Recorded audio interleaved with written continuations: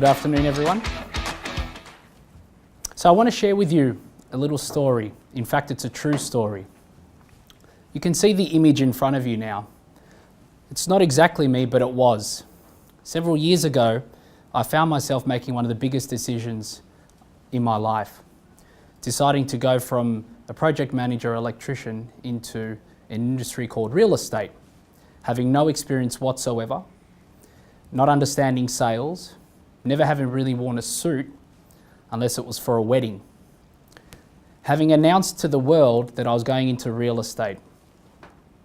Well, 6 weeks into this position, this is what I was doing for most of the days. I'd bought a new Audi, I'd spent money on $1,000 suits, and 6 weeks in, after being battered by rejection, fear, doubt, I spent most of my day sleeping in my car in a car park at a church because I couldn't face the music, and I was too ashamed to actually let people know that I was struggling.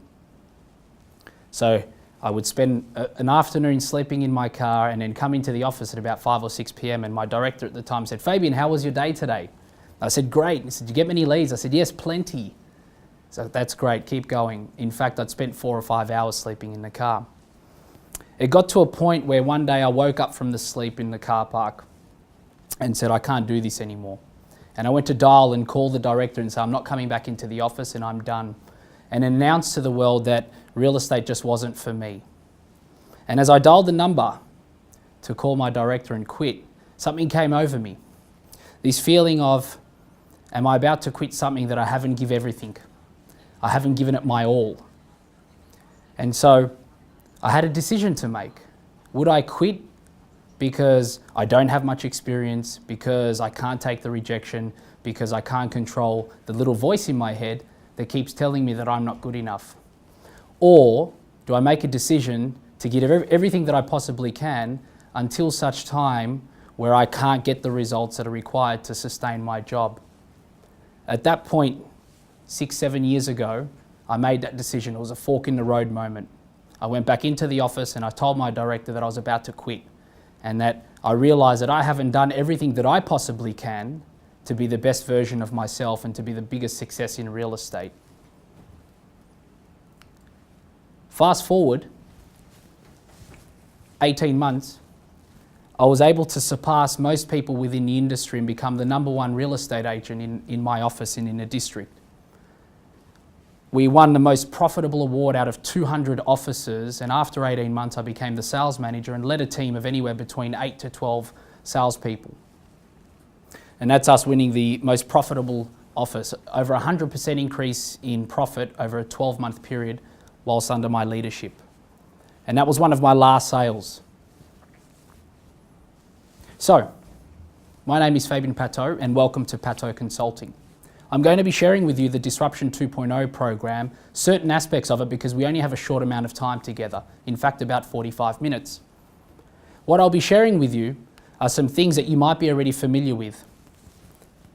The aim is to disrupt your mind, inspire some thought, and help you convert more business. So, I just want to set the foundations of this seminar. What we teach our clients is how to close more deals, make more money, and have more freedom. I mean, for those of you that are in business right now, I think a lot of us have got into business for this last aspect here, have more freedom. But can I ask you a question? How's that working out for you at the moment? So, whilst there might be some things that I share that you're very familiar with, you may also experience some discomfort through this 45 minutes together. You may experience some frustration yourself. And you may entirely believe whatever I'm saying is not really true for you. And I just want you to understand that that's okay. I'm here today to provoke some thought into you and to raise some questions. So if you have a pen and pad with you right now, what I'd like you to do is just jot down what's the one thing, what's the one fear that you have that keeps surfacing for you that you'd like to explore and then potentially overcome. As we're going to tap into a process on how to overcome the mental roadblocks. Like what I experienced sleeping in the vehicle for a number of weeks, I had this little voice in my head that was telling me that I wasn't good enough, that I was way above my head, and that I should just go back to what was comfortable, and that I can't announce to the world that I'm struggling because what's a reflection on myself? Once we've delved into the mental roadblocks and how to overcome them, I'm going to explain to you guys the psychology behind effective and successful goal setting. And then we'll delve into how to plan your day effectively so that you can get the most out of it. You can't plan your day effectively to get the most out of it if you don't understand the psychology behind successful goal setting. You can't understand the psychology behind successful goal setting if you don't understand what is going on in your mind and to really uncover what it is that you're actually aspiring to achieve. And so hopefully by the end of this session, you would have found some more why for you to help you drive a little bit further. We'll do some questions at the end. And so any questions that you may have, go ahead and jot them down now or send them through. So some of the facts, I was looking into the statistics around mortgage brokers and the success rate. And the statistics that I saw was quite alarming. Over 50% of brokers don't succeed after the first 15 to 18 months. Why is that? Well, there were several reasons why. And there was three common that I saw. It was that they didn't have a strong enough why, they didn't have the belief, and they lacked the right systems and processes and understanding how to successfully plan their business for success. Let me ask you a question. Why are you in business? Are you in business to make money, or are you in business to solve people's problems? As a mortgage broker, very similar to a real estate agent, I was in the business of changing people's lives through property. And you are too. You have a huge responsibility. Over 50% of loans are settled by brokers. That means you guys are helping 50% of Australians achieve their dreams, acquire more investments, and give them a better opportunity at life. That's a very big responsibility, and it carries some weight too. So it's really important that we understand how do we get out of our own mind so that we're there to serve our clients. Where you don't want to be. Some of you might be waking up a little bit frustrated sometimes. There's that little voice in your head wondering whether or not you're going to be good enough to accomplish what it is that you're trying to achieve. There's a doubt. There's the stress that comes with running a business. Where you really want to be is flying high. Achieving the goals, waking up and putting the deals together for your clients and having plenty of referrals and having a business that is quite fruitful and it's very rewarding. So, Module 1 is overcoming the mental roadblocks. Does this resonate for you? The experience of the up and down emotional roller coaster, where 1 minute you're feeling on top of the world, nothing can stop you, and then the next day you wake up with all this fear and doubt and your emotions are going up and down like this roller coaster. It's quite frustrating, isn't it? You might experience a little voice in your head telling you, no, you can't do that, or no, you're not good enough, or what do you think you're doing, or you're in over your head. What are they going to think? What are they going to say? How many of you have experienced a little voice of self-doubt? I mean, who owns the voice? Rejection. This is a huge one.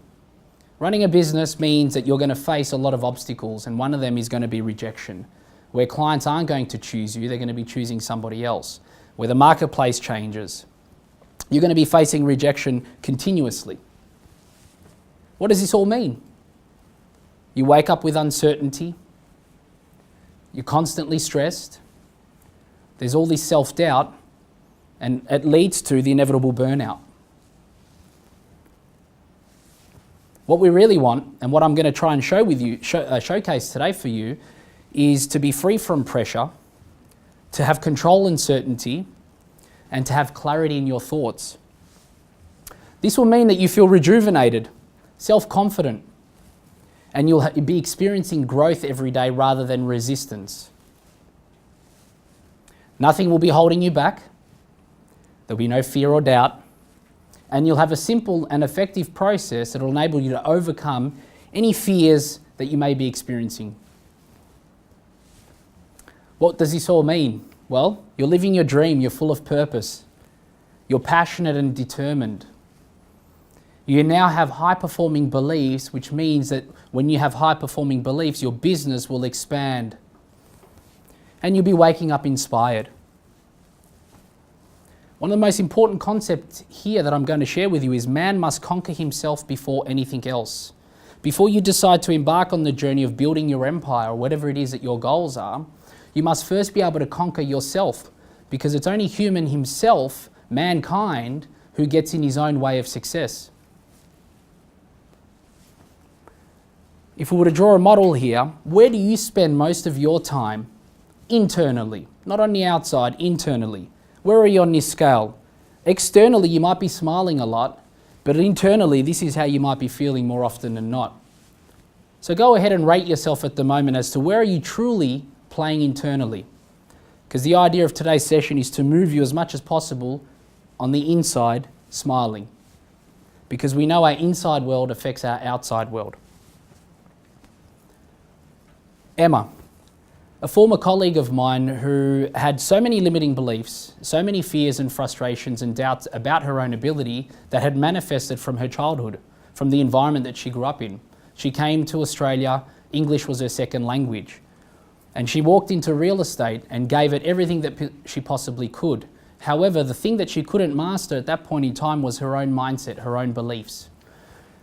There was a lot of fear and doubt about her own ability, that English was her second language and people wouldn't understand her here and people wouldn't trust her to sell their family home.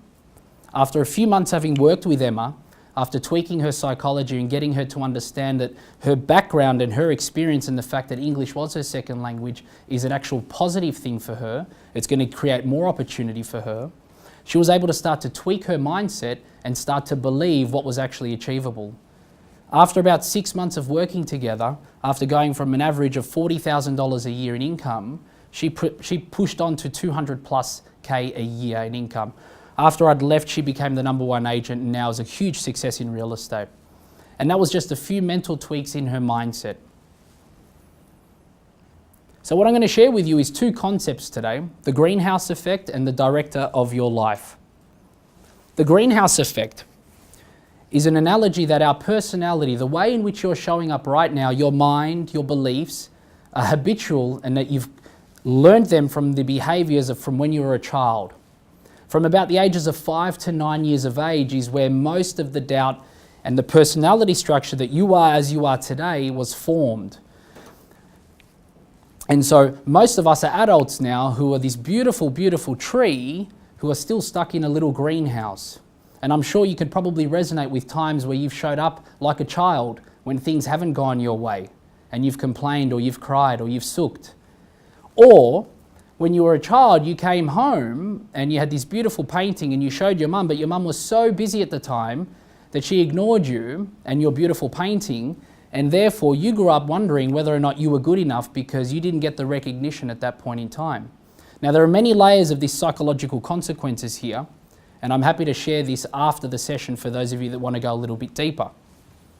The analogy is that a coconut tree can't mature indoors. And so we all have this beautiful coconut tree ready to flourish, but we have an issue where we're stuck within those parameters of those younger years, those formative years. So, jot down, what is holding you back right now? Take a moment to jot some things down that are in your mind that you feel are holding you back from your potential. What fears, what frustrations, what thoughts to continuously run your mind right now? Just jot them down because we're going to come to them in a moment. The moment you start to become aware of what it is, that's the moment when we start to be able to break free. The 3 most common words heard as a child, and this is just to show you the evidence in which I was suggesting before about our personality structure and how childhood is affecting how we show up in today's life. The 3 most common words heard as a child are no, don't, stop. And we hear that from the ages of about 1 through to about 15, if not more. And so you could imagine hearing the words no, don't, stop for everything that you attempted to do as a child. Touching something new, going to play with something, going to ask for something, asking for money, whatever it may be. Could you imagine the implications of hearing no, don't, stop for a number of years? Have you ever wondered why it's so challenging sometimes to try something new? there's that little voice that says, no, you're not good enough, Fabien. You should stop doing that now. And so the reason why we fear change is because of the unknown, because we have been conditioned through our childhood to not attempt anything new because it can be dangerous. Another story, a client of mine, Ben, his belief was that he didn't have the capacity to learn effectively because he had a very challenging upbringing and he was born premature, and he was told by the doctors that he would have learning disabilities for the rest of his life. After a few sessions with Ben, this was his belief, that he just didn't have the capacity to learn. Once we started to peel Ben's layers back, and I started to present information in different ways, i.e. visual or kinesthetic, which are some of the other ways we can interpret information, we found very quickly that Ben just learnt best visually. He needed something drawn in front of him to comprehend. But his belief was that he didn't have the capacity to learn. And because he believed that to be true, it affected him in all the job opportunities he went for, all the things that he attempted. He just gave in on the fact that he didn't understand how to learn. And within half an hour, we uncovered that he had the ability to learn very, very quickly just through visual. This changed his whole landscape. He was in a sales environment and his sales had quadrupled after coming to conclusion and finding out that he was a visual learner. How powerful the mind is. The second concept that I want to share with you is that you are the director of your life. So not only do you have the power within your mind to determine how you respond to life's events, you actually control it. I like to think of this as life being a cinema, and you are the director. So what this means, I've got a diagram here for those of you that can see, is here is us. There's a whole filtration system that happens within the mind that affects how we respond to life's circumstances and life's events. The one thing that is out of our control in life is the external events that happen. So right now you're watching me present to you. And so you have no control over what I'm going to say, how I'm going to say it, but you have all the control over how you're going to interpret it and how you're going to feel and whether you write anything down or whether you agree with me. But prior to that, you're going to go through a whole filtration system based on the psychology of when you were a child, based on the environment, based on the values that were instilled on you as a child, based on the beliefs that your family had, based on the memories that you can recall upon. And then through the information that I'm sharing you right now, you're going to go through a filtration and a deletion scenario where you're going to delete a lot of the information and you're going to play a movie in your mind that is going to serve you, whether it's going to be good or bad. And the powerful thing is that when you play this movie in your mind, it then affects your state of mind, which then affects your physiology, which then affects your behavioral response. Just like if you were to think back now to something that was perceived negative many years ago or that's happened just recently, have you noticed that when you think about something that happened that was bad for you, that you might tense up or your hands might get sweaty? Or recall the last time that you were nervous. Your heart starts racing, your hands get sweaty, you might start stuttering, or you choke up and you can't speak. It's got nothing to do with the event itself, it's got all to do with the movie that you're playing in your mind. And the movie that you're playing in your mind is that scenario, that situation is actually bad. And when you play a bad movie in your mind, it affects how you show up in life. So now that we're aware that we control, that you are the director, any scenario that you find yourself in, you have the ability to shift it. It's called reframing. Reframing is seeing a situation that you would perceive to be bad, i.e. a client's loan hasn't gone through as an example, and this causes you distress. The way to reframe that would be that there's another opportunity to explore another loan to service them even better. Or that perhaps they weren't ready to have a loan yet because financially it wasn't going to be the best thing for them to buy a property right now. So the fact that the loan didn't come through based on their circumstances was actually a positive outcome for all involved. And it's just a matter of being able to reframe your reality. You get to decide what the events mean for you. And it's important that you attach a great meaning to it, because when you do that, it's going to affect how you show up. It's going to affect, when you're stressed and you're constantly worried about stress, then your clients feel that as well. But when you see that stress could be an opportunity for growth, and that if you're constantly stressed right now, it may just mean that you have some more learning to do about systems and efficiencies within your business. There's an area within your business that you're not too familiar with, which is causing you stress. So when you feel that, it's just an opportunity for growth. And it just comes down to how you want to think about it. A classic example of the movie mind is the twin sibling story. Two twins, born obviously identical, at the same time, raised in the same environment. One of them grew up to be a successful businessman, accomplished high grades, went on to work really hard and establish a great successful business, and got married and had children. The other child grew up going down a path of destruction, couldn't sustain a job, couldn't sustain a relationship, was in and out of prison. And they both grew up in the same environment, and the environment was unstable. The family was broken, the parents had a divorce, but they both had experienced the same things, but they both had different outcomes. Why is that? How can two people in the same environment grow up completely different and go down a completely different path? Child A, who became successful, decided to reframe his reality. At some point, he decided to use what was perceived as a negative environment to fuel that for his success. He saw the negative as a positive to give him the opportunity to grow. Whereas child B saw the negative environment as his destiny, as his future, and accepted that this is how life is going to be. And so it was just a battle of the minds and a battle of the reality. Both the same events, but both had different perspectives. So the question for you is, what kind of perspective do you have right now on your reality, on your business? What negative connotation are you bringing to fear, frustrations, and doubt?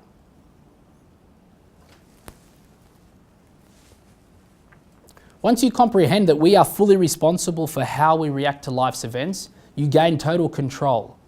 There's no need to blame anymore, because where you are right now is on the basis of all the decisions that you've made in the past.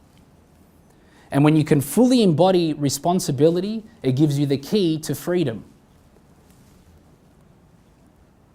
I'd love to share with you a resource that you can download if you haven't come across this book.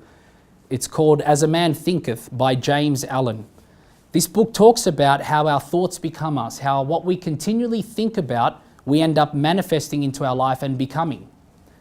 So if you're constantly worried and you're doubting and you're scared, then that is what you're manifesting into your life. So if you haven't read this book, I'd highly recommend for you to go online to source it. You can get an audio version as well, as it explains into depth on how we need to start to change the thoughts. Because I mentioned to you before, as we start to change our thoughts and change our response to life, we then change our outcome. So, how do we do it? Here are the 4 stages that I'm going to share with you. Stage 1 is awareness. You need to list down the things that are preventing you right now, the things that you perceive to be negative, the frustrations that you're experiencing, the doubts, and put a list next to them as to what they are. Whether it is you're wondering when your next client is going to come from, how you're going to pay your bills, you're working too hard right now, you're not spending time with your family. Whatever you're thinking at the moment that's causing you frustration, fears, or doubts, you need to list them down on paper. Because the first step towards breaking through is awareness. You can't have awareness and be able to break through the challenges. So after listing them down, the second phase is acceptance. Once you're aware of what it is that's bothering you, you need to go through a process of acceptance. You need to accept everything for what it is, because that is the ability for you to move to the next stage. Once you've gone through a phase of acceptance, it is now your responsibility. You are now aware. You are now aware of what's bothering you. You have now gone through acceptance of that. And you are now responsible for how you respond and how you react. And as I mentioned to you before, you can reframe your reality. All the negative situations that you're experiencing right now, what is a positive thing that you can see out of that? If there's some doubt, what does that mean? Does it mean that you're trying something new that you've never done before? Is there fear? Is there fear of the unknown? Is it because you're about to walk down a path that you haven't been before? Well, this is a great thing, because what kind of opportunities are going to come for you if you decided to walk down a path that you'd never been? Once you've been able to fully be responsible for all your thoughts, all your actions, then it becomes practice. So I'm sharing with you some concepts and some ideas right now that are going to potentially help you progress in life. But if you don't practice these 4 steps, then you'll lose it. Just like going to the gym. If you haven't been to the gym for a little while, eventually your muscles become deflated. You become unfit. And so self-development and personal development requires constant practice. Putting the awareness, the acceptance, and the responsibility into play every day. So, here are some steps that I'm going to share with you so that this can make this process a little bit easier. Writing down a list of everything that bothers you. Whole list. This could be half a page long, 2 pages long, whatever it is. After you've written it down, give each event acceptance. Can you fully embrace that what you're experiencing right now is okay, and it's just that? You need to understand that whatever we resist in our life persists. So if you're constantly fearing, you have doubt, you have these mental roadblocks, and you keep resisting that you have it, or you keep talking about you constantly having that, then what you're doing is maintaining it in your life. Once you've fully embraced it and you've accepted it, you embrace every experience as a lesson for growth.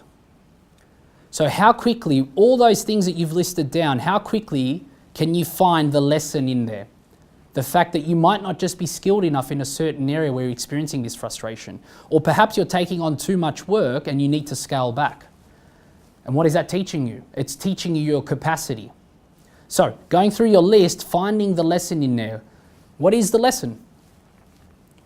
Taking full ownership of your life right now. So on that list there, if there's some excuses or some deflecting of responsibility because it's somebody else's fault, that you've written down that this is how you feel because of somebody else, then unfortunately, if you don't take full responsibility for how you're feeling, then you'll never have the ability to overcome it. And this is why, without responsibility, you cannot move forward. So that list that you've got right now, I want you to look at that list and actually fully embody and fully be responsible for all your stuff.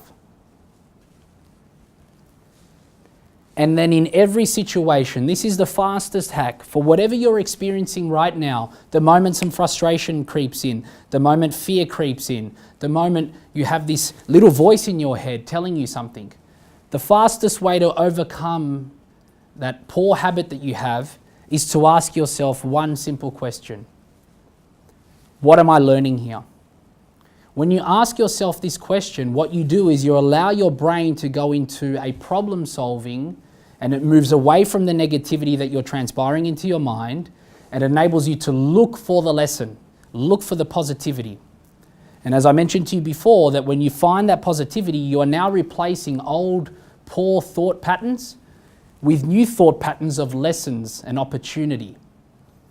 And there's a direct correlation between those that are extremely successful and those that aren't, with their ability to overcome mental roadblocks within seconds. And so the fastest that you can become in terms of overcoming that fear within seconds, within minutes, for some of you that have never practiced this before, it might take you a little while. When something bad happens, it might take you a couple days before you recover. Some people for weeks, some people months, some people years. But there's a huge correlation between those that are extremely successful and their ability to overcome mental roadblocks very, very quickly. Sports athletes do this all the time. They ask themselves this question when things are getting really challenging and really, really hard. Rather than looking to blame somebody else or another situation, they ask themselves the question, what am I learning here? So, why don't you go ahead and ask yourself that question? What are you learning here? With that list that you've written down, what is the common theme teaching you? Is there something that you're not paying attention to? Is there a skill that you need to go and acquire in order to overcome that? Do you need a coach to help you get over these obstacles? Most successful business people have a coach that they have or a mentor that helps guide them by overcoming some of the roadblocks that they have in their mind. And if you don't have one, maybe this is a good time, especially if your list is a few pages long.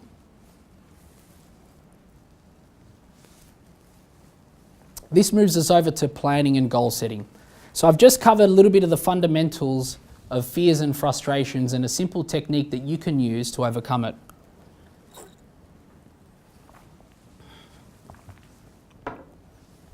There may be some aspects of your childhood surfacing right now, of you remembering someone in your family repeating something over and over to you that's still true to you to this day.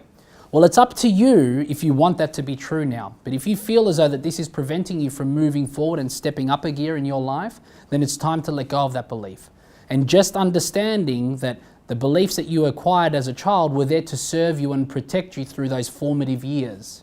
But if you're still holding on to them now and you're in your adult years, then they're potentially hindering your growth. So planning and goal setting. The path becomes clearer when you decide which mountain you want to climb and why. I would have to say that the why is the most important aspect of planning and goal setting. 83% of the population don't plan or set goals. That's 83% of the population. 14% of the population plan or have goals in their mind and only their mind. And only 3% of the population actually have a written plan and written goals down. Did you know that out of the 83% that don't and the 14% that do have them in their mind, the 14% are actually 10 times more successful than the 83%. And what's even more alarming than that is the 3% that actually have them written down are 3 times more successful than the 14% who were 10 times more successful than the 83%. Quite profound. Here are some reasons as to why planning and goal settings are super critical. The plan that you create is your roadmap. It helps guide you, it helps gives you stability and structure to help moving you towards your goals. If you're deciding to get your business to a point of sale or wanting investors to come on board to grow the business, then it helps you having a plan, because then it's easier for investors and lenders to support you. The plan also helps you keep progress. You have metrics in the way to help you identify where the business is thriving and where the business needs to make adjustments. If you're starting something new, planning and goal setting also gives you an understanding as to whether the idea that you have or the new venture that you're about to embark on is actually feasible. Too many business owners start something without fully comprehending how to set goals to understand whether or not that business is viable. And they go ahead and take shortcuts without planning, and then within 6 to 9 months it becomes undone because they missed some of the key components of planning. Here are 5 common reasons why people fail when it comes to planning. People are unaware or don't comprehend the power that you have when you write something down and you put an end date towards it. They underestimate how powerful it is when you write something down. There's a neurological pathway that occurs that when you write things down, you strengthen aspects of your brain, which, like if your brain was a whole bunch of cables together, the more you write things down, then you strengthen your brain. You also expand the neurological pathways in your brain to allow more information to flow through. This is the reason why so many experienced and successful business people have journals and write constantly every day. Most people aren't disciplined enough. They're not disciplined when they do write some goals down. They don't stick to what they're writing down.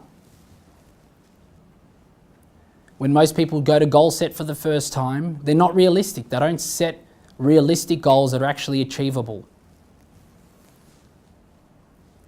A lot of people underestimate what they can accomplish in a year, and they overestimate what they can accomplish in a year and underestimate what they can actually accomplish in 3 years. And this is the reason why most businesses fail within the first 12 to 18 months, is because they go ahead and write goals down of, I'm going to make $5 million in the first 12 months and it'll double every year. And they don't get that, they actually go into the negative, but then they underestimate what they could have actually accomplished over 3 years or 5 years. And they're not bite-sized. The moment we do set big goals, which is great to do, the idea is to be able to break those goals down into bite-sized pieces, in fact, into daily actions.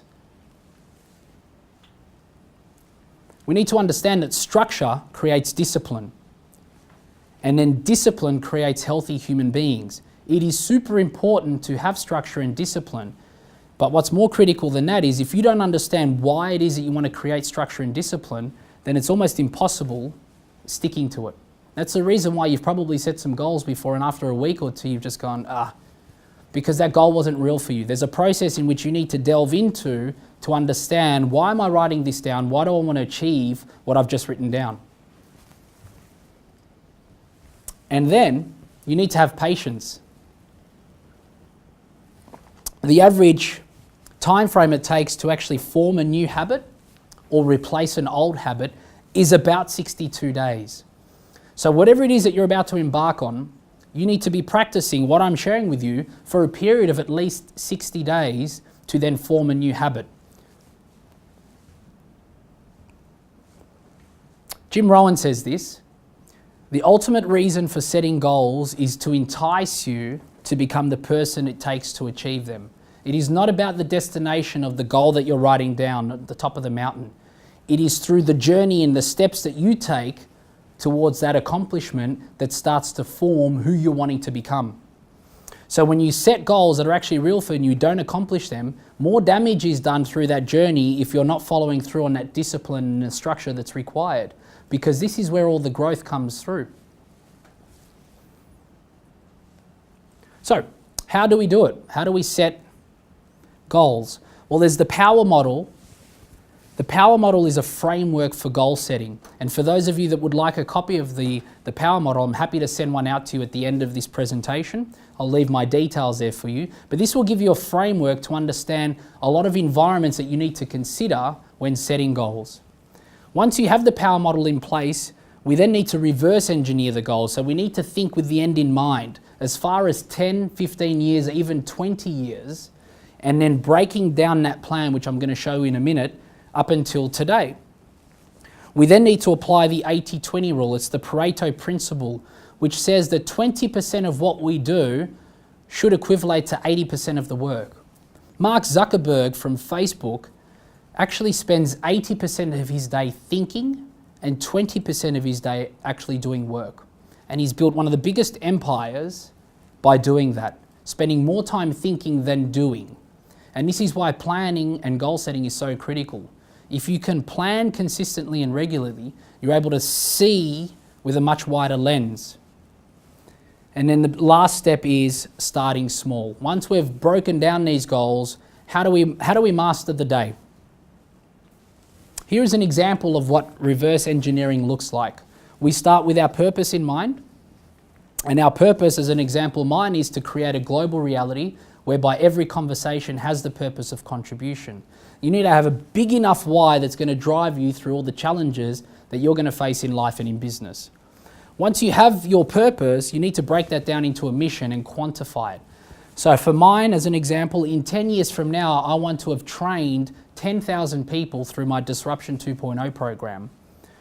So every year I'm going to break that down to 1,000 people a year. My priorities are then broken into what am I going to do yearly and quarterly. So how do I break down the 10-year mission into the years? So as an example, I've got 10,000 people in 10 years. So that means at 5 years, I've got 5,000 people that I want to train. And then I break that down into yearly and then quarterly. Once we've broken down our priorities into yearly and quarterly, we then move to the goals weekly. So we break all our numbers down into a weekly aspect. Our weekly goals turn into our daily tasks. So I'm going to show you in a second how. The 4 keys to this is that you need to remember why you started. So if you're already in business right now, which most of you are, why did you start brokering in the first place? Why did you decide to become a mortgage broker? So if you've lost your way right now and you're not sure where it is that you want to go back to the very beginning of why you started in the first place. As the why will give you clarity to help reignite the flame that's inside of you. It'll also give you a better understanding as to whether or not you want to still pursue brokering. You might not. The goals that you want to accomplish, you need to understand, are they real for you and why? A lot of us are writing down goals that aren't real for us. They're either following somebody else's footsteps Or they're following somebody on Instagram who might be driving a Lamborghini and decide they want to buy a Lamborghini. The goal is not real and it's not theirs. So find out, why is this goal real for you? So it's always good to question yourself before you get on a journey. Give yourself time. Give yourself time. A lot of us are in a rush to accomplish things and achieve. Giving yourself time enables you to alleviate stress, and that's why it's so critical to give yourself a 10-year time frame on the business that you're on right now. Giving yourself time means that you have patience to make logical and smarter decisions for your business. And if you have a family, you want to plan with your family. Planning with your family incorporates your partner's goals, and that way, if you're deciding to work back and you're working longer hours because it's your business, and your wife or your husband is on board with you, or your partner, your girlfriend, then it makes sure that your time whilst working hard is a little bit more enjoyable because you're both on the same page.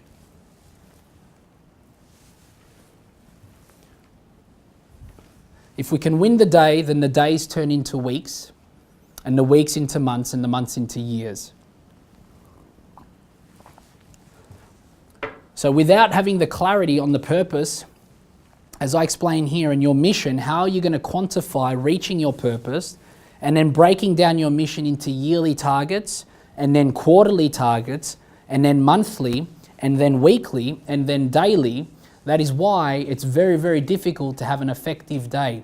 If you haven't thought about the big picture, then waking up every day and just getting busy is what you're going to be doing. But you're not actually working towards the big picture. When you do this, you have a laser-like focus on the tasks at hand during the day. And when you apply the 80-20 rule, it ensures that you're doing the best tasks first that are going to give you the best outcome to reach your purpose.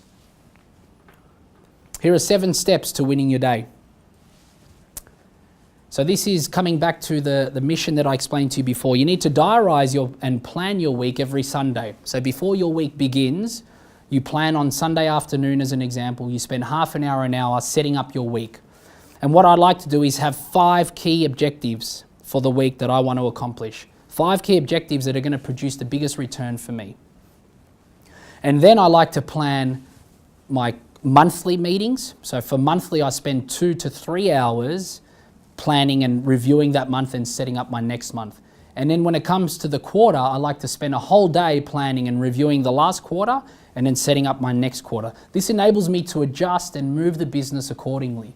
The more time I spend planning, the more awareness I have of what's happening in my marketplace, what's happening in my business, to make the necessary moves. If you don't plan regularly enough, then you're oblivious to what's happening out there in the marketplace, and you can't take the turns when you need to.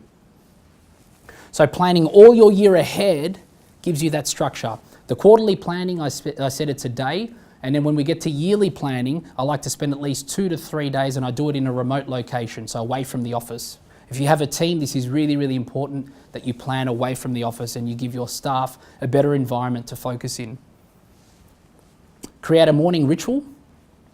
Find one that works for you. There's an awesome book called Miracle Morning by Hal Elrod. If you haven't heard of it or read it, I highly recommend to download it. There is actually a free version on YouTube, I believe, the audio version. But he talks about how you wake up in the morning and what you do for the first couple hours determines how your day plays out. And if you wake up and you keep hitting the snooze button, then your day is always going to be stop-start. But if you wake up and you have a morning ritual where you incorporate things like training, exercise, meditation, reading, some personal development, even some breathing and meditation, it is going to increase the likelihood of you having a more stable and focused day. Do the hardest task first. So when you get into the office, the job or the client or whatever it is, it's the biggest challenge for you right now is the first one that you should be tackling. There's a couple psychological reasons why you should do this. The first is that when you have the ability to knock out the hardest thing first, it sets your day up and it gives you the confidence to tackle anything else that comes your way. And when doing it first up, it ensures that you have a much more free-flowing day. If you leave the hardest task and you try to do it at the end of the day, you've already been beaten up by the day. And you've already had a lot of interruptions and things that have come through. And so trying to do the hardest thing towards the end of the day, typically you might be already gassed out. Allow for interruptions. For those of you that are control freaks and that love planning and that do most of this, The question is, do you allow for interruptions? Because they happen.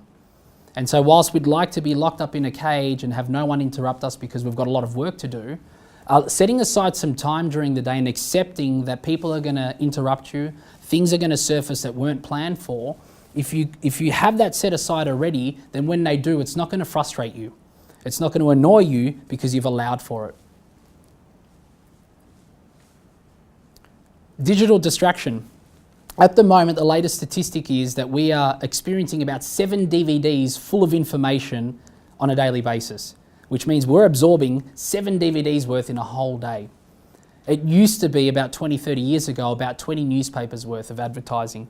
And this is due to obviously technology and having what I like to call the digital distraction. The average business owner spends anywhere between 6 to 8 business weeks a year recovering from distractions. So the moment you actually get distracted by a notification from Facebook, an email, a phone call that you weren't expecting, it can take you about 15 minutes to recover and get back to the task at hand. Can you imagine 6 to 8 weeks a year that are being wasted recovering from distractions? So what I like to recommend my clients is to schedule the times in which you do check your emails and you do check your notifications on social media, generally twice a day. And I like to tell them just before lunchtime the first time, not first thing in the morning, because you can go down a rabbit hole if you do that. Start the hard task first and then move on to the notifications if that's where your business is coming from, if that's where you're going to get your biggest ROI. So somewhere between 11 a.m. as an example, and then towards the end of the day at 4 or 5 p.m. are the best times to do that. Use a monitoring device. Once I found out my efficiency levels, which were hovering at about 60%, I downloaded an application called Rescue Time.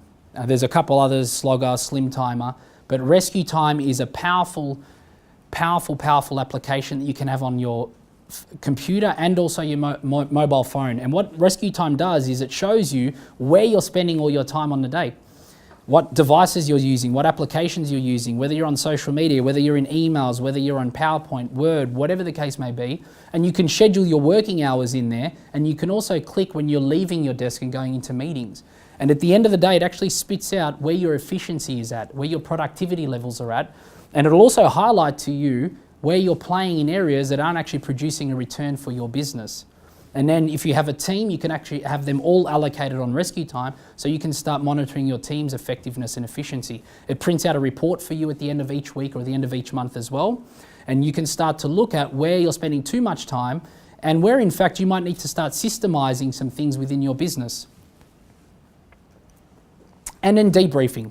Last step is debriefing. At the end of each day, go through a process, a quick 5-minute process of what was my objective today? What was the result? Did I accomplish the task that I set out to achieve?